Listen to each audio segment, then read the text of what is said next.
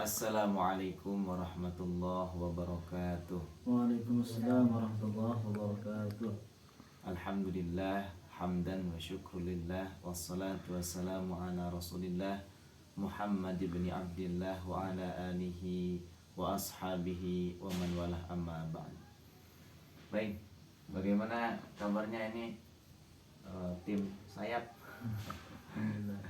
Iman, alhamdulillah. Awan, alhamdulillah. Kapasan, alhamdulillah. Baik, kita bertemu lagi dengan izin Allah Subhanahu wa taala. Sekarang pertemuan ke 3, 5, 4 apa 5? Oh, 4 kan? Coba 4 apa 5? Pertemuan pertama kita pengenalan. Pertemuan kedua tentang tarhim. Pertemuan ketiga tentang makna atau ayat puasa. Pertemuan kemarin keempat tentang nama-nama bulan. Maka sekarang tuh pertemuan kelima ya. Mari ingat-ingat ya. Insya Allah di pertemuan kelima ini kita akan santai ya, membahas keistimewaan bulan suci Ramadan. Alhamdulillah. Quran surah kedua, surah apa? Al-Baqarah ayat 185. Syahru Ramadan alladzi unzila fihi al-Quran. Jadi bulan Ramadan itu merupakan bulan diturunkannya Al-Quran. Al-Quran ini istimewa. Al-Quran itu firman Allah Subhanahu wa ta'ala. Dengan Al-Quran ya, pertama, Allah menurunkan Al-Quran melalui malaikat Jibril. Kalau bahasa kerennya Gabriel ya. Melalui malaikat Jibril. Maka status malaikat Jibril berubah menjadi Sayyidul Malaika, pemimpin para malaikat Jibril. Tugas malaikat Jibril 2. 1, menurunkan, menyampaikan wahyu. Yang kedua, jika wahyu sudah selesai disampaikan,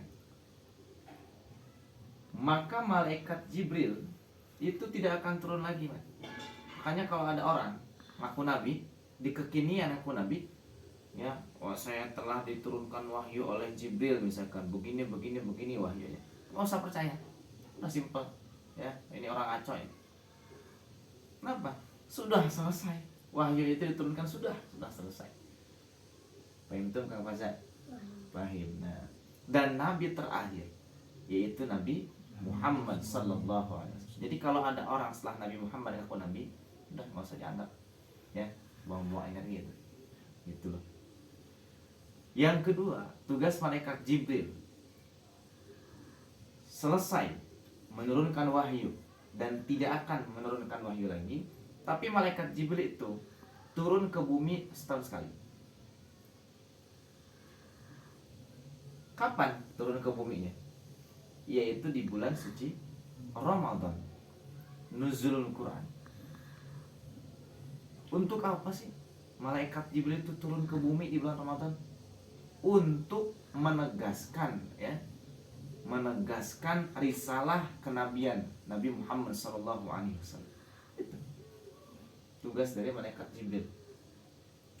Paham kan Mas ya? Baik. Dengan Al-Quran, status malaikat Jibril naik menjadi Sayyidul Malaika. Kemudian Al-Quran itu turun kepada siapa? Nabi Muhammad SAW. Maka status Nabi Muhammad SAW berubah menjadi Khatamul Anbiya, menjadi Sayyidul Anbiya wal Mursalin. Berubah menjadi Sayyidul Anbiya wal Mursalin, pemimpin para nabi dan para rasul. Al-Quran turun di satu malam. Dengan Al-Quran, malam itu berubah menjadi istimewa, yaitu malam Lailatul Qadar. Al-Quran turun di satu hari yang dengan Al-Quran turun, maka hari itu berubah menjadi Sayyidul Ayyam, yaitu Al-Quran turun di hari Jumat.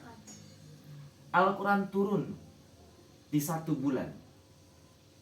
Ketika Al-Quran turun di bulan itu, maka berubah menjadi bulan yang paling istimewa, yaitu bulan suci Ramadan. Al-Quran turun di satu kota. Sebelum Nabi hijrah, turun di satu kota. Setelah Al-Quran itu turun di kota yang kita kenal dengan kota Mekah, maka berubah statusnya. Al-Makkah Al-Mukarramah. Setelah Nabi hijrah, Al-Quran juga turun di satu kota yang dulu dikenal dengan Yastrib, kemudian berubah menjadi Al-Madinah. Al-Madinah Al-Munawwar dengan Al-Quran. Maka kalau kita bisa menjadi ahli Quran, maka Quran akan menjadikan pribadi kita menjadi istimewa. Quran itu, kalau kita mengamalkan Quran, menjadi ahli Quran, dimuliakan di dunia, dimuliakan di kubur, dimuliakan di akhirat. Itu Al-Quran. Ya, kita akan dijaga saat di dunia, akan dijaga saat di alam kubur, akan dijaga ketika pulang ke akhirat nanti. Gitu. Itu Al-Quran. Nah, Al-Quran ini kan turun di bulan suci Ramadan. Syahrul Ramadan alladzi unzila fihi Al-Quran. Maka dari itu gini, kita sebentar lagi Ramadan ceritanya. Di bulan Ramadan, makanya nanti insya Allah di bulan Ramadan itu akan fokus, jadwalnya itu khusus ya, edisi spesial Ramadan itu akan lebih banyak kepada Quran. Makanya kalau kalian ya, ingin cepat menghafalkan Al-Quran, itu gunakan kesempatan Ramadan, karena Ramadan itu bulan diturunkannya Al-Quran,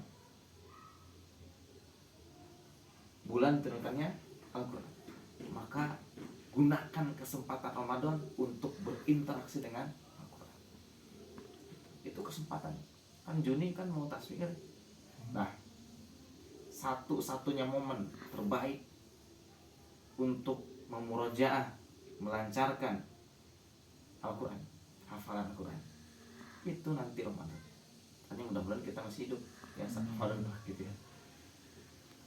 Syahrul Ramadan alladzi unzila fihi Al-Quran hudan, ya. Quran itu turun, satu fungsinya sebagai hudan. Apa itu hudan? Hudan itu petunjuk. Kalau Kang Iman, Kang Alwan, Kang Pasa, coba kalau dari Tangerang Selatan, dari Depok misalkan, dari Cimahi, datang ke Hamasa, gak tahu jalan, gak tahu arah, pokoknya mas saya mah datang aja ke Hamasa. Misalkan gak ada Google Map atau gak pakai Google Map, tersesat nggak gitu? Tersesat, ya. Rencana ke Hamasa datang ke kebun binatang. Coba. Rencana ke Hamasa datang ke kebun stroberi, karena tersesat. Tapi kalau Kang Alwan, Kang Iman, Kang Pasa pakai petunjuk, entah itu nanya ke orang, atau entah itu misalkan bawa orang yang tahu alamat, atau pakai Google Map. Oh, dari Cimahi ke Hamasa lewat sini jalan tol, kemudian ke sini, nanti nyampe. Mudah apa tidak? Mudah ya. Lebih cepat apa lebih rumit perjalanan? Lebih cepat ya kalau tahu petunjuk, tahu jalan, atau orang ada yang menunjukkan, atau misalkan lihat aplikasi. Sampai nggak ke tujuan? Sampai nggak? Sampai, karena ada petunjuk. Maka Al-Quran itu sebagai hudan, sebagai petunjuk kehidupan kita, supaya kita hidup tuh nggak susah, mudah kehidupan kita, ya. Nah, kalau kita ngerti mengamalkan isi Al-Quran, gak mungkin ada sholat misalkan subuh 7 rakaat. Sesoleh-solehnya orang sholat subuh 7 rakaat, gitu kan? Ya. ternyata hukumnya ini begini. Oh ternyata riba tuh begini. Oh ternyata misalkan makan halal tuh seperti ini. Kalau mau sehat misalkan begini. Tahu. Hudan juga sebagai pedoman bagi kehidupan kita, kehidupan manusia. Pedoman buat kita. Ya. Itu Bang Fasa. Akhirnya. Satu sebagai hudan, itu Quran ya. Yang kedua sebagai furqan, pembeda antara mana yang betul, mana yang salah, mana yang baik, mana yang buruk. Itu hudan, furqan ya, mohon maaf, furqan. Jadi nanti kalau kita betul-betul mengamalkan Al-Quran, itu akan ada perubahan dalam kehidupan kita. Dimensi kehidupan kita berubah, jadi lebih baik. Kan di zaman Nabi itu kan Quran itu diturunkan di mana cuy? Maka di mana? Arab kan? Arab itu kan dulu nggak ada tuh. Misalkan mohon maaf dulu itu kan istilah Arab tuh jahiliyah. Ada negara-negara superpower pada saat itu. Satu di mana? Apa sih? Negara yang besar. Romawi. Yang kedua Persia. Kenapa Quran tidak diturunkan di Persia? Kenapa tidak diturunkan di Romawi? Supaya tidak ada nanti alasan, oh pantas Quran turun di situ. Orang itu udah maju Persia. Oh, Romawi udah maju kok. Tapi Quran hadir Arab. Ya orang-orang saat itu jahiliyah. Kalau kita mah nggak ngerti. Al-Quran membawa manusia dari jahiliyah menjadi khairu ummah. Quran ya, mencetak Nabi dengan Al-Quran itu ya. Dengan Al-Quran itu Nabi itu kan bisa menjadikan sahabat itu 12.000 sahabat ya. Dengan panglima 38 panglima. Hebat mereka. Karena mereka mengamalkan Quran. Sahabat-sahabat Nabi itu mereka mengamalkan Quran. Panglimanya, orang kayanya, ya, cendekiawannya, masya Allah. Ya, yang kaya-kaya seperti Sayyidina Utsman bin Affan, Abdurrahman bin Auf, Abu Bakar, masya Allah. Yang cerdas-cerdas, Sayyidina Ali bin Abi Thalib, Abu Hurairah. Kalau kita mah panglima militernya Khalid bin Walid, banyak. Karena mereka jadi hebat karena mengamalkan Al-Quran. Makanya kita kalau mau hebat, mau mau pintar, mau cerdas, amalkan Al-Quran. Gitu ya. Itu keistimewaan Ramadan. Bulan Ramadan merupakan bulan diturunkannya Al-Quran. Satu ya. Dua, man shoma Ramadan imanan wahtisaban ghufira lahu ma taqaddama min dhanbi. Barang siapa yang berpuasa di bulan suci Ramadan imanan, dengan iman, wahtisaban, dengan ketulusan kesungguhan, ghufira lahu ma taqaddama min dhanbi, maka Allah akan ampuni dosa-dosa yang pernah dikerjakan. Ada yang kedua, hadis yang kedua. Itu kalau shoma itu kan kalau puasa siang ya. Dari subuh ya, dari subuh sampai maghrib. Ini ada untuk amalan malamnya. Senada. Hanya beda satu kata. Man qoma, yang siangnya man shoma, maka untuk amalan malamnya man qoma. Man qoma Ramadan imanan wahtisaban ghufir lahu ma taqaddama min dhanbi.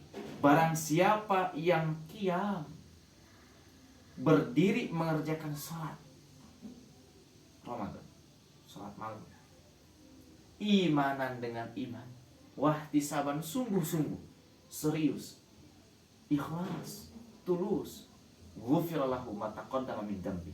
Allah akan mengampuni dosa-dosa yang pernah dikerjakan. Itu keistimewaan bulan Ramadan. Makanya kita kalau dikasih umur di sampai Ramadan, kita gunakan betul-betul. Siangnya puasa, betul, dengan aturannya. Ya, apa yang dilarang, apa yang nggak boleh dikerjakan. malamnya sholat, ya sholat tarawih, sholat tahajud, masya Allah. Ya, paham kan Pasha? Tapi ingat, awas hati-hati. Ini nih, ada 4 dosa yang kalau dikerjakan, itu Allah akan ampuni di Ramadan. Jadi 4 dosa yang tidak akan Allah ampuni di bulan Ramadan. 1, gemar meminum khamr, hati-hati ya. 2, durhaka ke orang tua. Makanya nanti saat pulang liburan Bang Pasha kan nanti mungkin masih puasa ya. Wah, hati-hati jaga, jangan sampai ngebentak orang tua. Ya, mau beli es campur jangan dibentak ya. Jangan dimarahin. Minta uang buat beli cendol, awas hati-hati tuh. Ya. Dengan sopan, dengan lembut, "Mah, Pak, boleh nggak aku beli cendol?" gitu. Ya, "Mah, Pak, minta uang beli cendol." Ah, hati-hati ya. Hati-hati bisa. Jangan sampai durhaka ke orang tua. 2 ya. 3, memutus silaturahmi. Memutus silaturahmi. 4, orang yang dengki kepada sama orang beriman. Makanya hati-hati, ini hati itu, hati-hati menjaga hati ya. Orang lain bahagia tuh kita ikut bahagia. Makanya nih kan punya saudara kan, punya teman. Kalau ada teman, ada saudara, punten misalkan ya, dari segi dunia misalkan ya, saudara beli motor, ikut senang kita nih, bukan malah dengki, malah iri coba ya. Oh, si Eta beli motor paling begini, dari mana dia punya uang? Bukan begitu, senang. Alhamdulillah saudara saya bisa kebeli motor, alhamdulillah saudara saya bisa kebeli mobil. Kita ikut senang, bukan malah dengki. Ini mah paling juga uang dari mana, curiga. Oh begitu ya. Makanya nanti puasa tuh hati-hati, dijaga hati itu ya. Satu kan, kalau kita namanya insya Allah, kalau khamar mah insya Allah kita ya, kita berdoa semoga terhindar dari khamar ya. Kalau buat kita meni, 1, ke orang tua hati-hati ya, saat nelpon, tutur katanya yang baik, yang sopan ya, ramah tamah. 2, silaturahmi nih, teman ke teman, kalian ke orang tua, ke saudara, ke keluarga, hati-hati silaturahmi itu penting sekali ya. Jangan sampai ada perselisihan, permusuhan, jangan saling mencela begitu. 3, buat kita nih, jangan dengki ke orang-orang beriman. Orang lain bahagia, orang beriman bahagia, dapat kenikmatan, kita ikut senang. Alhamdulillah saudara saya senang gitu. Itu nggak masa. Nah, itu hati-hati ya. 4 dosa itu tuh hati-hati. Tapi bukan berarti dosa yang lain boleh, bukan. Ya, sama. Kalau dosa mah ya nggak boleh dikerjakan. Namanya dosa. Mau yang kecil, mau yang gede, itu nggak boleh. Perbuatan ya, dilarang. Jangan dikerjakan. Jangan main-main terhadap dosa. Jangan menganggap dosa kecil itu kecil. Menganggap dosa kecil itu kecil, itu dosa besar. Makanya hakikatnya dosa tuh nggak ada yang kecil. Nggak ada hakikatnya dosa yang kecil. Ya, kayak gitu. Buat kita berusaha, 1, dosa kecil kita tinggalkan, jangan kerjakan. Apalagi dosa gede, ya jauhi. Kita bermohon, berdoa kepada Allah Subhanahu Wa Taala, semoga kita dijaga oleh Allah dari perbuatan maksiat. Ya, semoga kita dibimbing ya, menjadi pribadi yang baik, yang soleh, meningkatkan iman dan kualitas takwa kepada Allah Subhanahu wa taala. Amin ya rabbal alamin. Itu saja ya obrolan hari ini. Terima kasih Umi dan Abi. Mohon maaf apabila dalam penyampaian ada yang keliru, ada yang kurang berkenan. Assalamualaikum warahmatullahi wabarakatuh. Waalaikumsalam.